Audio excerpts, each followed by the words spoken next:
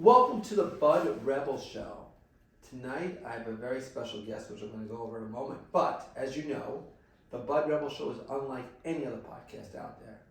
We present unique ideas that will either make you money, lose you money, but definitely will make you think. We have ways that you can actually make money in this world. We come back with a good message, and we have some strange, unusual facts. And in the end, we tie it in with a message that gives you hope, especially in today's day. Today, my guest is someone who I have very mixed feelings about. In one way, I consider him a hero, one of the superheroes, you might say. In another way, he's a villain, at least a political villain, but in a friendly way. And so we're going to start with the hero side of him. It's always good to stay positive. And the truth of the matter is that on most of my podcasts, I interview famous actors and celebrities and producers and directors. But what makes this person heroic more than anybody else in that way is during the pandemic, when things were falling apart and people were lost, he took a heroic role in a position that was so needed in today's times and in those times, and we often forget. Anthony, if I'm correct, you were in charge of a supermarket, basically. Well, a department of a supermarket. And this was during the height of COVID. Yeah. And at that time, nobody really knew what was going to happen. Yeah, it was a scary time. You know, there's all this brand new virus and everyone's freaking out, everyone's panicking. It was scary.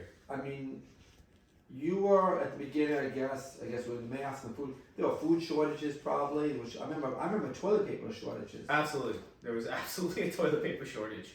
The aisle where the toilet paper was like completely empty. I mean, people were probably like panicking as they went to the store almost. Oh, absolutely. You had to deal with that, and I think if I remember correctly, when it first happened, there were separate times when the elderly people can come and young people come. They actually had changed the times. They were like worried about it. They did have elderly hours that were only for the elderly. Yeah. I mean, so nobody knew what was happening. And it was like, were you missing like people would come? You were like manager of the department, and you were probably missing people left and right also with the sickness that was going on. There was, we had a lot of, there were times that I was exposed and I would have to quarantine. And this is back before we had rapid tests. So when you got tested, it took like 3 days to get your results. So I would have to take the test and I would have to quarantine until it was confirmed that I was negative, and then I could come back to work. How did people react to you? Do you think they felt, do you think you got more prestige during that time? Do you think people were really grateful, or was it just like people just, what's the difference in people's attitudes? I think it was the opposite. I think people were definitely, I mean, in a way I understand, because it was a very, nerve-wracking time, but there were definitely people who would kind of take that out on you when they would come to the store, because you were the one working in the grocery store. That was the only place they could kind of go to, and people were rude a lot. I'll be honest. Yeah, people were rude. There was a lot of tension. There was fights. I remember even just like customers would start arguing with each other in between the aisles, and I would have to go out and diffuse situations. Like it was a rough time. It was definitely not. Was it actually fights? Was it actually not physical altercations, but arguments. How bad did it get with the toilet paper? Did you ever see people like fighting over the last roll of toilet paper type thing?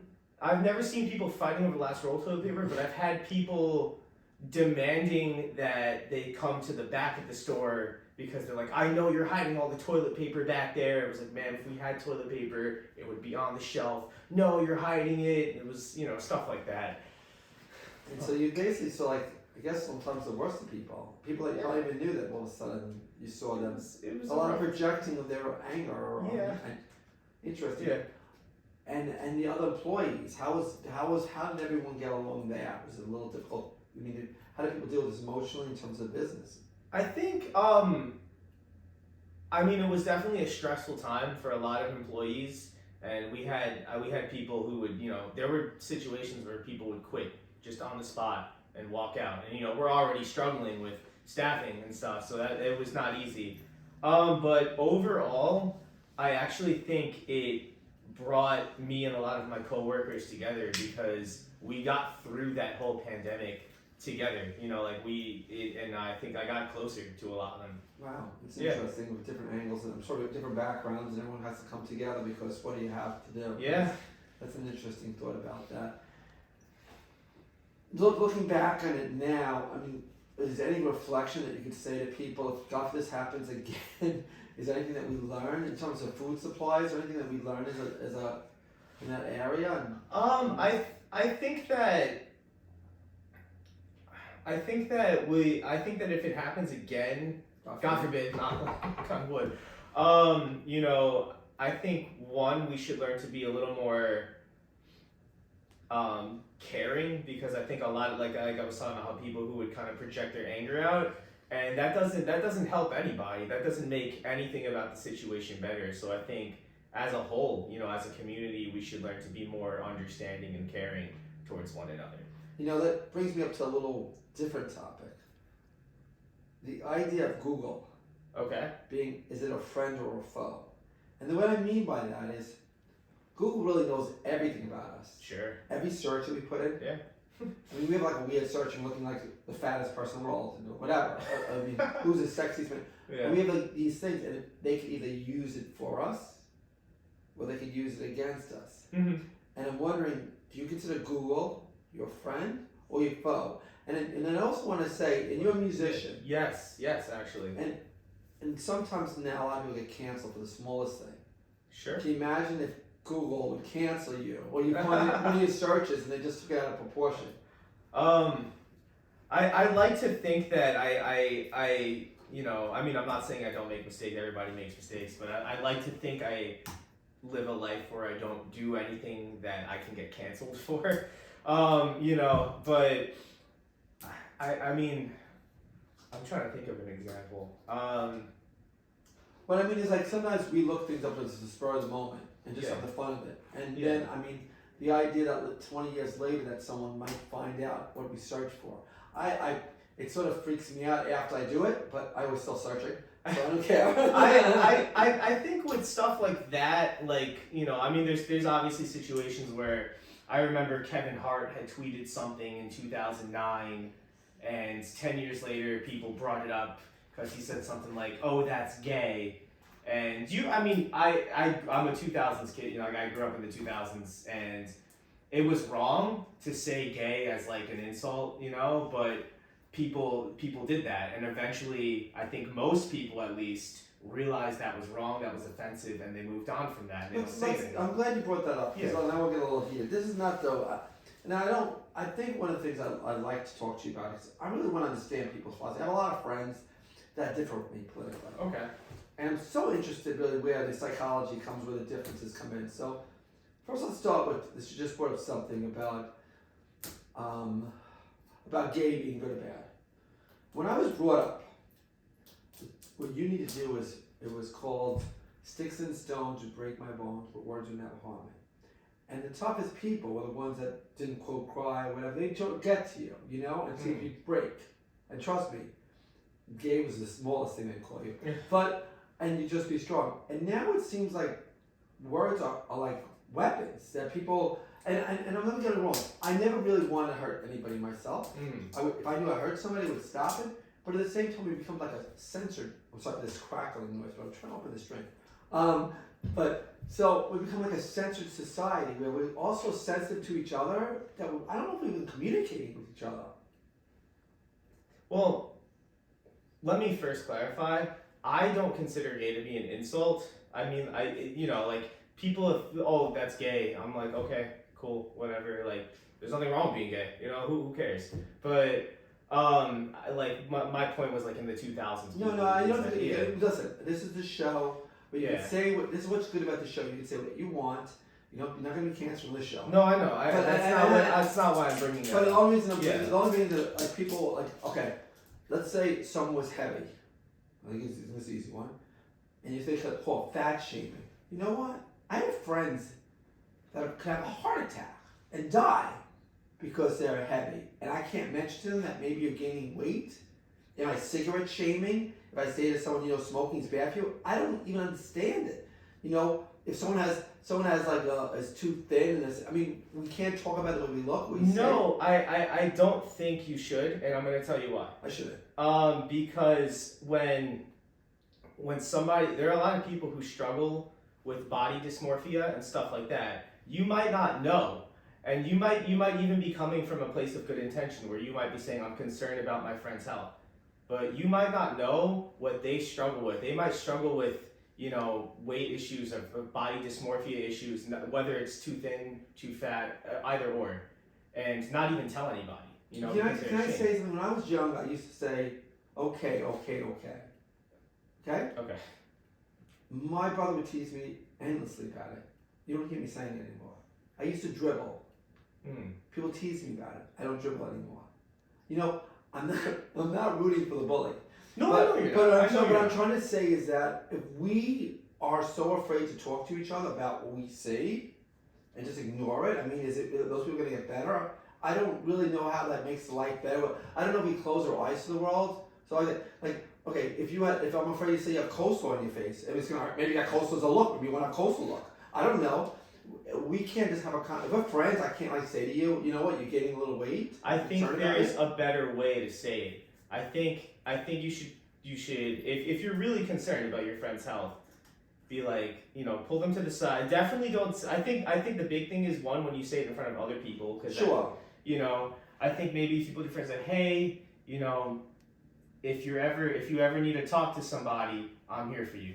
And that, you don't even have to clarify on what it is. That can go a long way. Let me just say something to you. Okay. When I was a young man, two things happened to me. That's like, would you say shaming?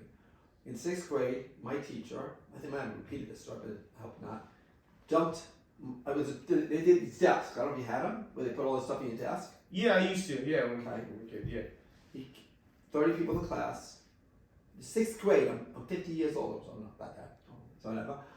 He took my desk and he dumped it in front of the whole class. The whole class. I had everybody laughing at me. I was shamed. But I'll tell you one thing. I have never had that desk full again. It taught me a lesson. It was cruel, but I worked with it. Let me give you another one example before I forget. I was in a special ed program when I was in 1st and 2nd grade. I don't even know if this is shaming, but my teacher said, you know what? You could do a hell of a lot better than this. Now, I don't know if that's shaming by saying you don't belong here, but from that moment on, I pushed so hard that I graduated magna cum laude in Bryant University. Congratulations. So, thank you. The idea is sometimes you need maybe a little bit of shame. Maybe we're so scared of it, and I think that we're missing out on this. I think there's a difference between shaming and encouraging someone to live to their best potential. I understand where you're coming from, but I think that saying so, hey, you're getting a little fat, you're getting a little skinny, stuff like that. I don't think that is the right way to encourage somebody to live a healthier lifestyle. I hope you're right. I just know the obesity rate in this country is insane. We have people dying from obesity. We have people dying from diabetes from obesity. We have people that are dying of heart attacks from obesity. And I think we need to really start talking to our friends quietly and helping them get to the better health level. Okay. Honestly, and that's about caring. And then go to another topic, because I think both of us care about people, even though your philosophy is different than mine. And so I'm just fascinated. This president we have right now, what has he done good in terms of policies for the common man? I'm not a Joe Biden supporter. I never was. I was a Bernie Sanders supporter. I don't think Joe Biden's done the best job either. Just one policy. What's something that he did that was good? Honestly, I don't think he's done anything great. I'm gonna be honest. I don't think he's done anything great. I can tell you one thing he's done that's good. Okay. He recognized the Holocaust that the. Oh sure. Okay. Turkish government. That's of course that's good. Yeah. Okay. I don't, to be honest with you. Yeah. No. I actually, there's a lot of things he's done that I've had problems with, but I know that Trump would have done the same thing. So it's more so. What would you think Trump would have done the same thing? So I know that Joe Biden pushed. There was an issue with the railroad workers and their contract with their union, and Biden signed something into law that forced them that they had no sick days. nothing. You know, it was terrible. And Yeah, Marco Rubio was very against that, by the way. Sorry, Republican. okay, then if that's the case, I'll give Marco Rubio, credit for that. But he signed something into law that they had to be basically forced to accept the contracts or lose their job. And I think that's wrong. I appreciate that, honestly. Yeah. But you know what's interesting about that is that what you just said, that Trump would have done the same thing. But the idea is that Trump did not say he wasn't going to do it. Biden has pledged that he was going to be, quote, for the working man and working woman. And I don't see it at all. That's a fair point. I don't see it being at all for the working man and working woman in any way. That's personally, I don't. I like I said, my guy was Bernie Sanders, and Bernie was against that contract. So what would if Bernie Sanders was president? I'm going to say God forbid, and you can say God. What policies do you think would have been better in this country? I think that one, I support universal health care. I know you disagree with that. I think that would have been better. I think if everyone had access. Let's start with that one. Okay. Do you believe that big giant companies are good? Conglomerates, are they good? No, I don't. Okay. So why would you think an all-powerful big company, big healthcare system would be good? We had this discussion last time. It's fine. Yeah. So the real problem with healthcare is the middleman. It's the insurance companies. It's all these private insurance companies that they charge you high premiums, high deductibles, co-pays, and you're already paying to have it. And then when you go to the doctor, you sometimes still have to pay. I mean, going to the hospital, the emergency room can be like $500,000. Even though you have insurance. And the middleman, their whole thing, the whole point of the insurance company is they're lining profits for their stockholders, for their CEOs.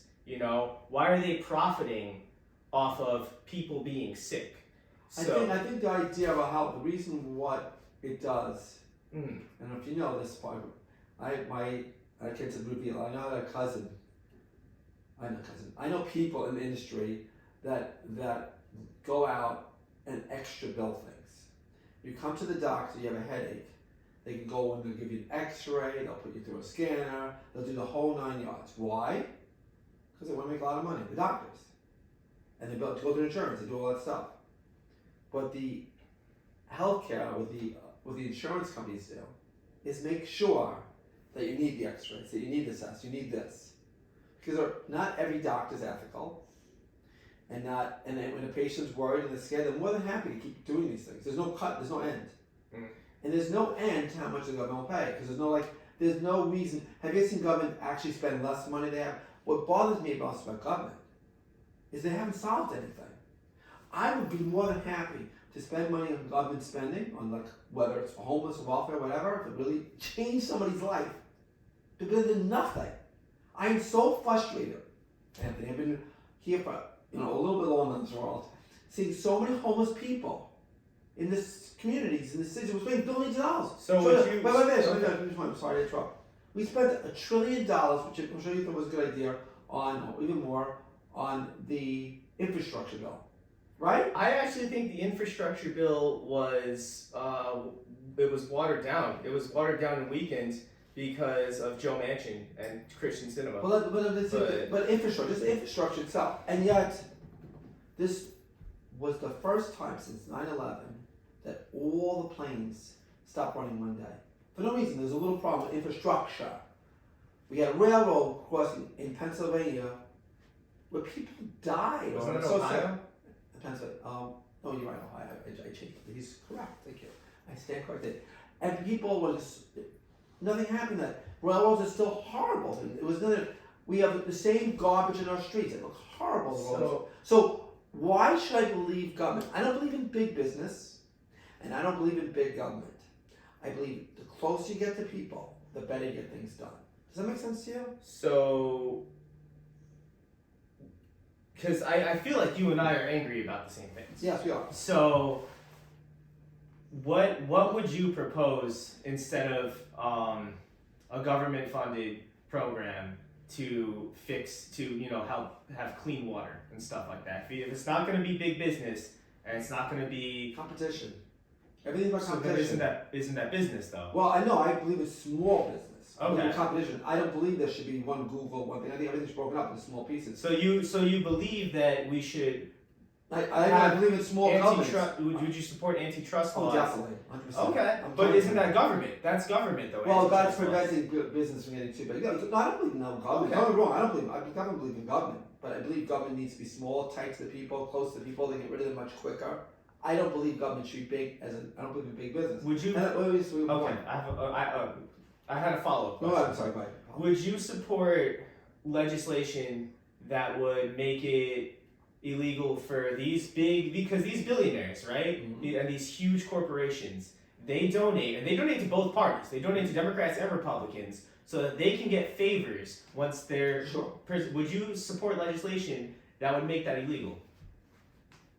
I don't think you can make it illegal, but I think they need to report it very early and very clear to the people.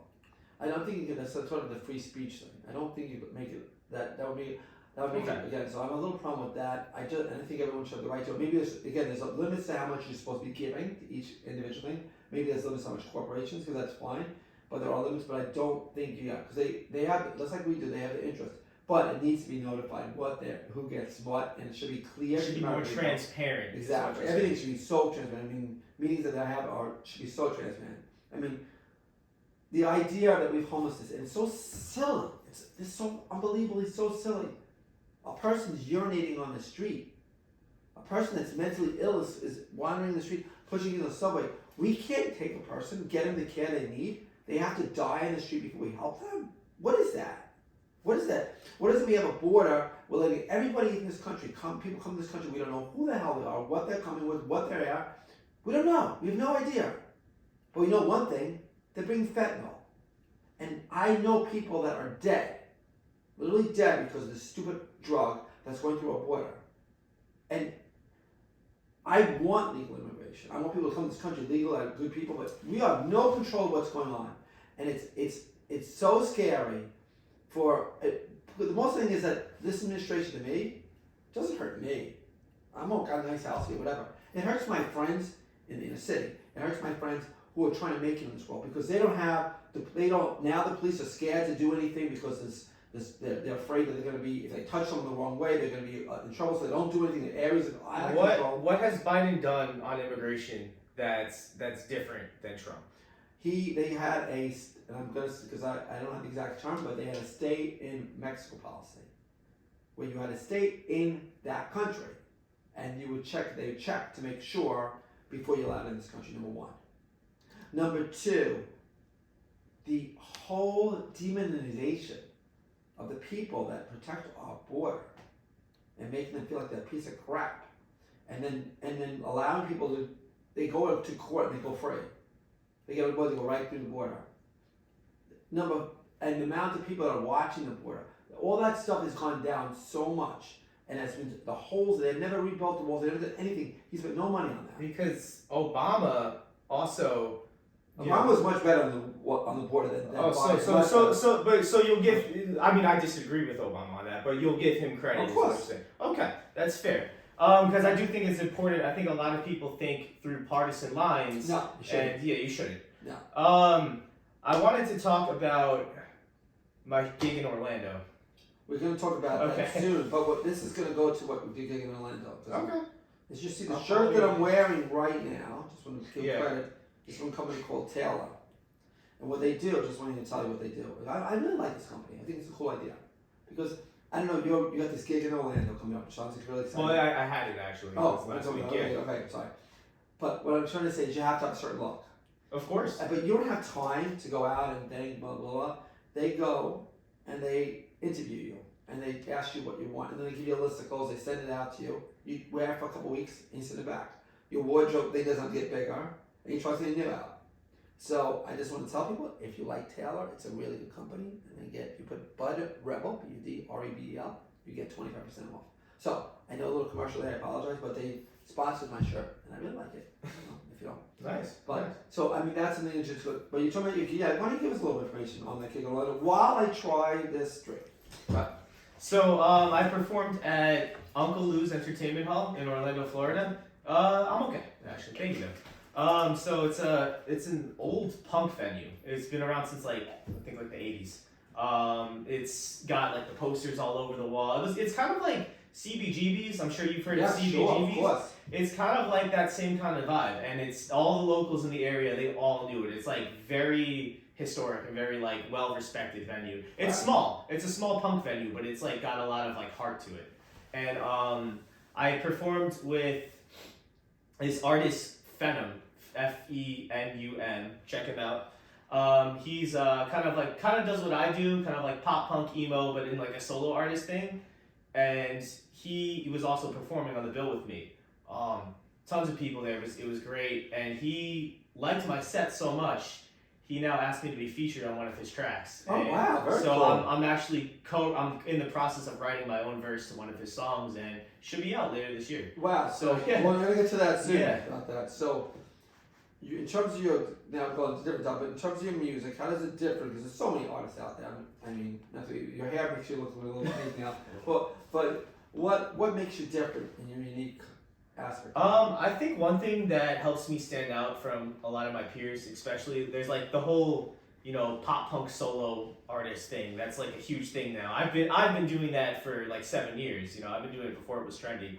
But I think one thing that separates me from a lot of my peers is I play all the instruments in the studio for my songs. So I play the drums, bass, synth, everything. Wow. So I think that's something that definitely would separate me from my peers. When you perform, do you do anything different or unique, or that people want to see you in show? I jump around a lot.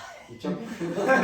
I jump around a lot. I have backing tracks for my performances now. So it's me playing, but it's like the drums, bass, and synth and all that, and then live I just play the guitar and sing.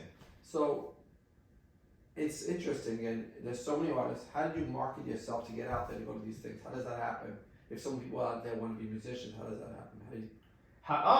I mean, in a way, it's like a blessing and curse, because in a way, we have so much access to the whole world. Like we can easily post something on TikTok, on Instagram, send it to millions of people. You can even advertise, and it's not expensive to advertise on social media. You can pay like $5-10, and they can show it to like 1,000 people. But I think the curse to it is that it becomes oversaturated at the same time. So I think honestly, at the end of the day, my advice to any musician is to just do it from the heart. Like do it because you love what you're doing, and don't focus so much on. I feel like it's so easy to get wrapped up on like statistics and how many people viewed your post versus how many people stuff like that. And you do everything. You write. Yeah. You play the instrument. You sing. Yeah. And you actually promote your own music. I do. I have. Yeah. And it's not. And it's a one-person band. It's a one-person operation. Do you like this person? Sometimes. Yeah. No. If were there any mistakes as a musician, an artist that you noticed that if you couldn't do them over again, you would do it? Like on myself? You mean? Yeah, absolutely. I think it's good to make mistakes. I think it's good to make mistakes because that's how you learn. When I booked my first tour, the shows were so spread out from each other. I was driving like 8 hours in between. I think there was one particular gig that it was like an 8-hour drive in between. And by the time I got to the venue, I was exhausted. And then you're getting on stage after you just drove 8 hours and you have to perform. It's a lot. Right. And I never did that again. I learned from that mistake. You drive to your things too. You're the transportation too. Wow. Yeah. That's amazing. Well, actually, now I've gotten in the habit of like taking the train if I could, or because it's a little more relaxed. Yeah. And I guess you have a bunch of groupies that follow you out there, or no? I have people who do come out. I just played in Orlando, and there was like a decent amount of people who came out for me, even though I'm not an Orlando-based artist. And so that it's nice to have that. Yeah, that's great. Now, what is your weirdest food that you've ever eaten? Weirdest food I've ever eaten. Yeah, That's a good question. It's a good lead into something. Okay, I have to think about this. It could be a combination of foods. I think bear jerky. It was actually very delicious, but it's definitely kind of weird. Bear jerky would be one of the more unusual things. Okay, so we got your little rebel side to you. Have you ever eaten duck eggs? No, but I ate duck bacon. I gotta tell you, duck eggs are amazing. Okay. Everyone out there, grab some duck eggs. Because especially now, they have a lot of problems with eggs. Prices. Yeah, absolutely. And duck eggs are still out there. And they're really good. They're much more fluffy than regular eggs. They Okay. have much more flavor. I don't know why they haven't taken off. Maybe I shouldn't talk about it because maybe it will take off. So I'll end that conversation here. One of the things also I do in the show is I talk about investments. It's been a little tough now to make money since the market's been really bad. I found a new app though called Fetch. Fetch allows you on each bill that you do, you get I forgot to do recently. You get credits, and if you have a certain amount, they give you money. Right. Have you know about Yeah, I've Fetch? heard about Fetch, yeah. Yeah, I just started doing it, and then there's another one called, which you can actually make some money on. It's called Survey Junkie. Okay. It's actually allows you to fill out surveys and make some money on just a free time. Okay. I mean, you have time to do it. It's not a bad way to make some more things. I found out also that a lot of these game systems pay you to play. They pay you money to play all these games. It's pretty interesting. I guess if you guys out there look at all the different little fun ways you can make money on the side. Yeah. For half an hour here, there, you know. I actually have a friend who does that. He's Nintendo pays him. He does like competitive play for Smash Bros. Actually. Oh, that's another thing, right? Yeah. How much do they pay him? There's enough to I make don't money. know. I don't know the exact numbers, but he's getting paid to do something he loves. I get one here. Now I got a little weird fact for you before I forget. This place called Double a Muffin in San Francisco. Okay, if you flip the coin and it lands on heads, you get double muffins. Huh. That's cool. No, come on, yeah, I think it was very cute. And I also know that the Eiffel Tower, it gets larger during the summer. Really? Thermal explosion, yeah. It's a while. I think it's pretty interesting change of that. I was going to mention also. I get larger during the winter. You do, right? We've had a pretty mild winter. Are there still shortages going on right now? People concerned about in terms of the food market? Anything going on that we should be concerned about? No, not. Oh, actually, yes. Baby formula. It's still going on the baby formula. The baby formula. It's not as bad as it was at first, but it's still pretty bad. I mean, we've actually had people who've had to like call the store and ask us, "Do you have this formula in stock?" And we'll be like the 10th store that they've called. I had someone actually come out from the Bronx to my Stop and Shop in New City because we were the closest store that carried the formula that like her baby needs. You know, because with babies, it's like you have to be very specific with the type of formula you give them. You can't switch it up. I mean, during this whole thing of the pandemic and the whole 9 yards, is there any like emotional story? Maybe you heard something, you try to help people out that were in bad shape. Anything you want to tell the audience? Not off the top of my head. On the bottom of your head, No. I mean, how about on the terms of music? Is there any like music that you wrote because you went through a bad situation or tough events? That Absolutely. Would you mind telling us about some of your songs? Sure. I'll talk about my song Bonfire Song. I don't know. Yeah. So I wrote that song during a breakup. And I remember like, you know, it was like the person cheated on me and then left me for the person that they cheated on me with. And I remember how low I felt at that point in my life. And I remember blaming myself. And I luckily had a lot of good friends, Miles being one of them, but friends who reminded me every day, you know, this isn't your fault, even though I felt like it was. And I just remember it was like right before I was about to go on a tour, and I just remember having this moment of like feeling lifted up, you know, like it was like, okay, you know what, you have friends by your side, you're doing what you love, and it's like, I'm gonna make the most of my life now. And I wrote it because I wanted to find, I knew I had happiness before I met this person, and I wanted to find that happiness again, you know, without her, like, and that's why I wrote the song. And so is there a lyric in that song that you can pull out of there that you can tell us about? Yeah, let me think. See, it's so weird because I wrote the song, but like when someone asks you to pull lyrics off the top of your head, you have to have to go through the whole thing. It says, "Last summer when I told you when I said I loved you, I meant it from my heart, but your response was purely impulse." Oh. Yeah. There's a country song that just came out. Is there? There's a lot of country songs that came out.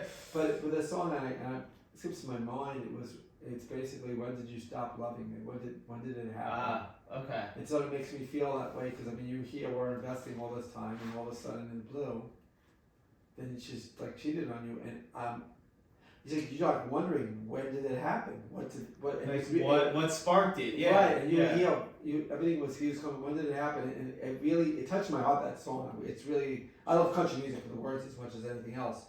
And yeah, it hurts. It's gotta hurt, because it's, right now it's a different type of experience, but even when people steal and you have a business, and you put your trust in people, you give them chances, and you find out it's sort of the same, in one way it's the same way, people just like betray you. And they don't, the thing about that whole thing is they don't know how much it hurts what you think of other people. It takes a while to recover, because I guess for a while, you don't want to date anybody. You don't trust people to come back. You feel like they're going to do the same things. You can't invest your heart. It takes a while to heal. Yeah. Yeah, and you feel like it can happen again. So how am I going to hurt again? So it's the same thing. Like when, differently in one way, but in the same way.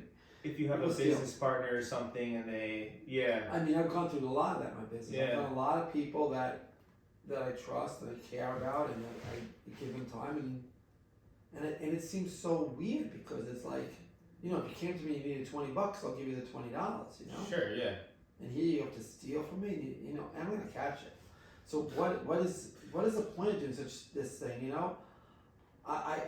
It's that same feeling. I can imagine how painful that is, and that brings me to my last point about today. And it's about friends. Okay. It's important to have different friends in life. Everybody, some of the friends that you have, you can talk about politics. Anthony, we could be friends talking about politics a little bit, but it's always good to have that person support you. Some of the friends you can talk about social relationships. Some friends you can talk about when things go up in your area that you specialize in. Some friends you need to talk to when things go down. But sometimes you need somebody who's more than a friend, and that's a therapist. And so I'm just saying, because you don't want to burden your friends with all your problems. You don't want to burden people who are there all the time. And you want an honest opinion. So if you're going through a difficult situation, there's absolutely nothing wrong with seeing a therapist and talking about your issues and getting to a solution that's best for you. I really want to recommend it. It's not about strength by not going to therapy. It's about being strong going to therapists. Understand that there might be a different path ahead. I want to wish you all a great week. All the best. God bless. And stay happy and healthy. Thank you.